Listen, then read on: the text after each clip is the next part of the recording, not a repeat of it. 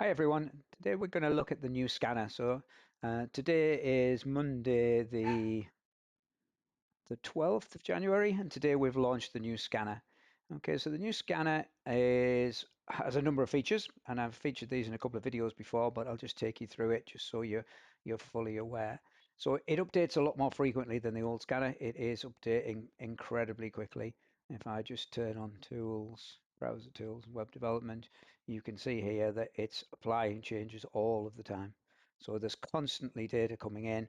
What it is much more efficient because it's only processing changes, whereas the previous one was having to look at a whole file worth of data. So it is much quicker when it's doing updates. So you're getting those updates a lot quicker than you were before. There's a number of other things that have changed. I've left the format exactly the same. So if you're used to using the scanner, you should see no difference. The famous right-click menu is still there. I've added one extra option in default filters. You've got Betfair odds, so you can filter only on games that have got Betfair odds on them. I don't have them on this view at the moment, but you can see that a number of games disappeared there. So they're the ones that we don't have Betfair odds from. And I can remove all filters. You can see those games come back again. Okay, I've spent a lot of time trying to make this as user-friendly as I possibly can. So we've got new pop-ups, and you can see there's a dotted line on there. That dotted line represents 45 minutes. It's almost impossible for me to know on every game when halftime was, so I put the dotted line at 45 minutes. That 46 minutes could have been first half injury time, or it could have been the start of the second half.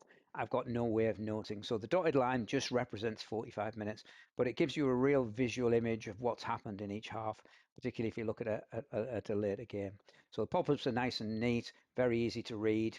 And you can see I've put them in a timeline format as well. So again, when we see something, if we go to these shots on target, you can kind of work out who's been on top and when they've been on top just by looking on left and right in the timeline. So it really helps you visualize the game and how the game has progressed, which team has been on top. Okay, so we have the pop-ups for shots on target, shots on off target as we did before.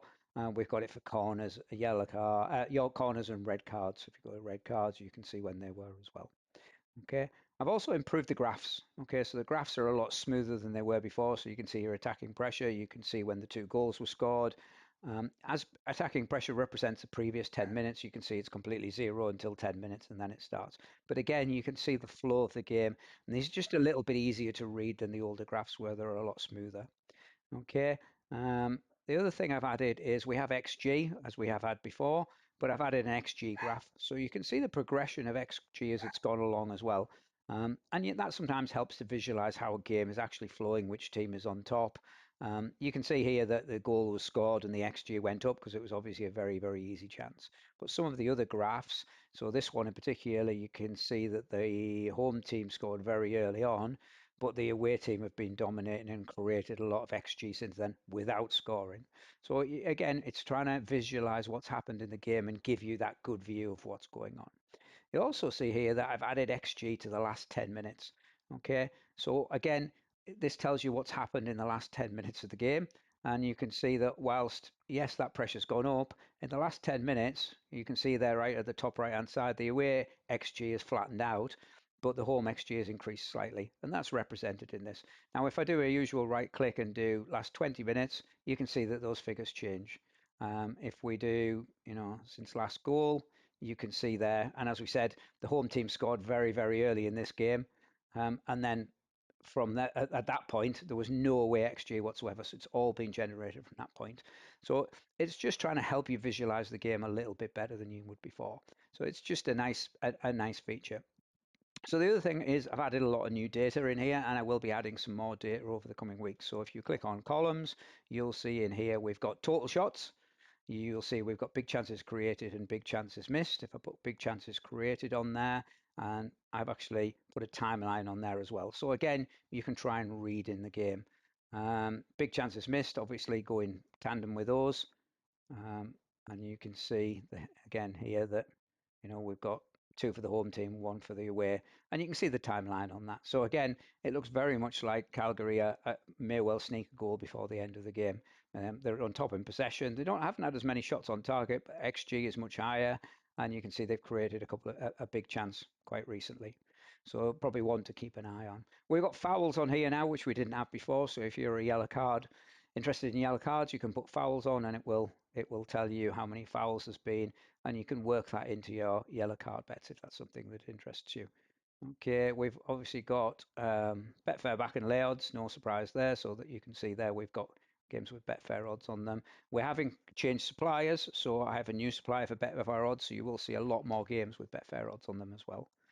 Average shots on goal was on there before.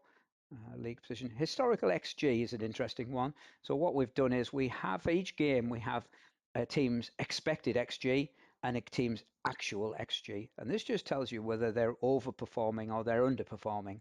So again, here, previous to this game, remember this is historical, so it's before it started. Previous to this game, Genoa were underperforming in terms of XG and Calgary were overperforming.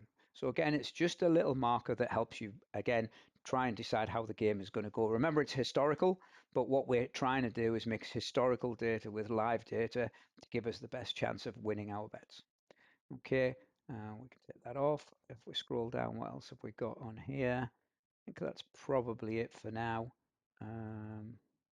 Yeah, they're the new ones, and total shots is just an addition of the shots on there, but it's just again something that's very easy to reference. Over the coming days, I will be adding crossing data, which I've now got my hands on as well. So we've got accurate crosses against crosses, and we've got passing data as well. So they'll be added in the next couple of days. The other thing that I didn't mention was that we've got signals in here as well. So signals is something I'm testing at the moment. There is no signals at the moment. You can add them on here, or you can view them in the insights. So if I go into in-play and video printer, and you can see here was a corner shot corner sequence. So what we're flagging up here is that there's been some sustained pressure. The home team have had a shot. They've then had a corner. They've then had another shot. Score was 2-2. Game was very late at that date. And so scroll down here, we can see there's a breakout pattern. So you can see that nothing happened, and then all of a sudden we had 3 shots in 5 minutes. So there's 4 of these. Oh, great! Here's the other 2. So you can see here a momentum strike. So you can see that we've had 10 dangerous attacks, 4 shots, and an increase in 0.27 of XG in the last 5 minutes. That game was 18 minutes in, and it was the away team that were doing that. So again, what that's showing you is there's a substantial amount of attacking pressure, and you can use that in conjunction with the other stats to decide. The other one that we've got here is what we call a goal leading pattern. So 2 shots on target, 1 corner, and an increase of 0.19 XG in the last 5 minutes. Okay. And again, these two are really powerful. The other 2, I'm still tweaking a little bit, but these 2 are really good at the moment and they're performing really, really well. So keep your eye on those. As I say, you can view them if you want on the grid in the signals menu, or you can have the insights bar open. The amount of data I'm adding at the moment, you're probably going to need a bigger monitor. So let me know if there is anything else you would like added. The next stage, we're going to change the alert format. So we have a much newer, more modern alert format. The code's been completely rewritten. It's much faster and much more efficient than it was before. So you'll get those alerts a lot quicker. So we just need to bed this in first. If you've got any problems or any issues or anything you don't understand, contact me or put a comment on this video. If you like what I've done, please, put a like on the video. Every like helps, gets me more noticed and gets me more customers. And at the end of the day, that really helps me because it gives me the time to be able to do these videos and do these changes. So hope that's been useful. Thank you all very much for watching and have a good evening.